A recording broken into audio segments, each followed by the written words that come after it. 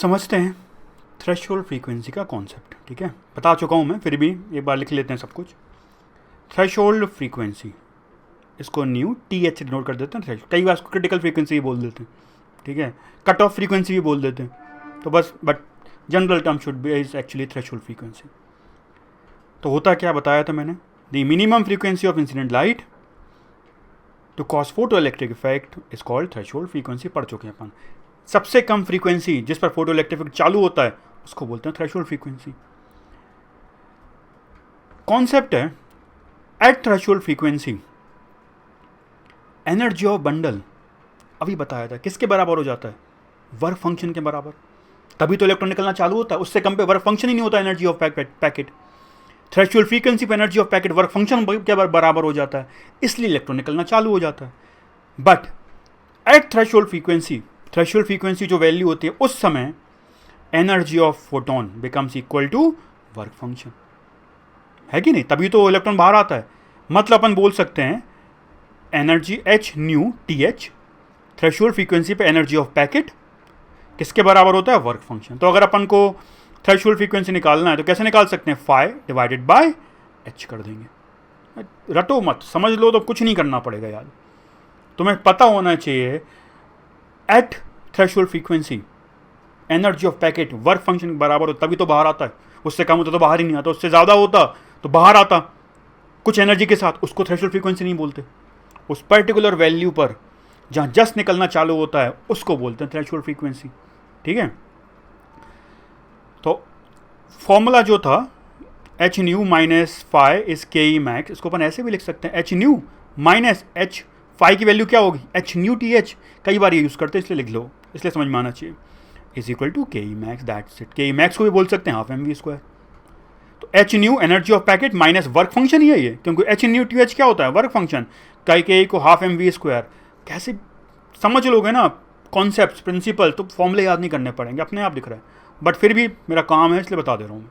ठीक है, सब बता दिया, ये बता दिया, जबकि इसको कुछ देखने की ज़रूरत भी नहीं पड़नी चाहिए थी, फिर भी चलो एक केस मान लेते हैं। ठीक है, मान लो म्यू है फ्रीक्वेंसी ऑफ इंसिडेंट लाइट, ठीक है, म्यू टी एच है threshold frequency of metal, metal पे डिपेंड करता है, इंसिडेंट लाइट पे नहीं। ठीक है, थ्रेशोल्ड फ्रीक्वेंसी ऑफ मेटल, ठीक है, न्यू टी एच बोलते रहा हूँ, न्यू है फ्रीक्वेंसी जो भी अपन डाल रहे हैं। ठीक है, तुम लोगों को आंसर करना है। ठीक है, यहाँ मैं रुकूंगा नहीं, वीडियो बना रहे हैं, वीडियो है। ठीक है, तुम लोगों को पॉज कर देना है, जब भी मैं पूछूंगा पॉज कर देना, सोचना, फिर आगे बढ़ना।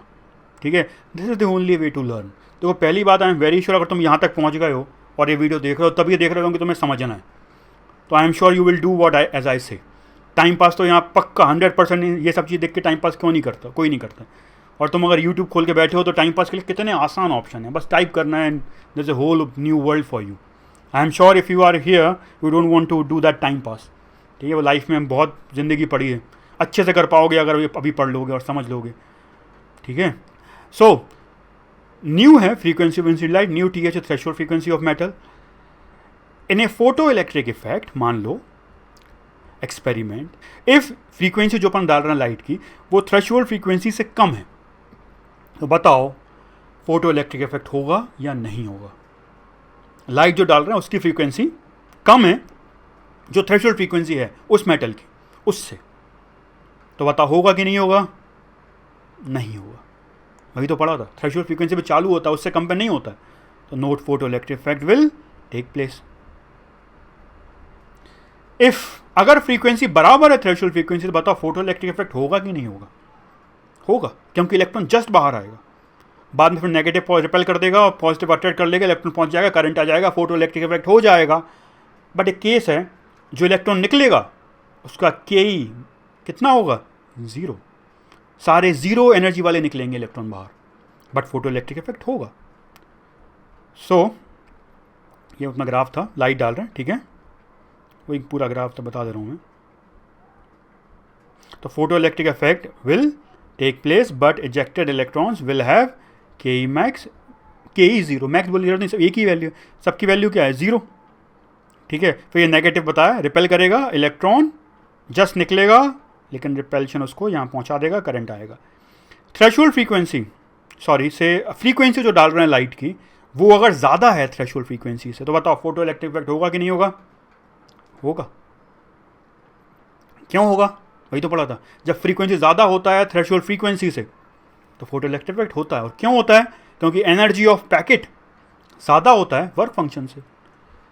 Photoelectric effect will take place. और तो और एक्स्ट्रा एनर्जी होगी, क्योंकि सारी खर्च नहीं हो पाएगी, ठीक है, कुछ इलेक्ट्रॉन्स की, कुछ की सारी खर्च हो जाएगी, है कि नहीं? अलग अलग एनर्जी के इलेक्ट्रॉन्स निकलेंगे। The photoelectric effect will take place and rejected electrons will have kinetic energy from 0 to K max. This is all about threshold frequency.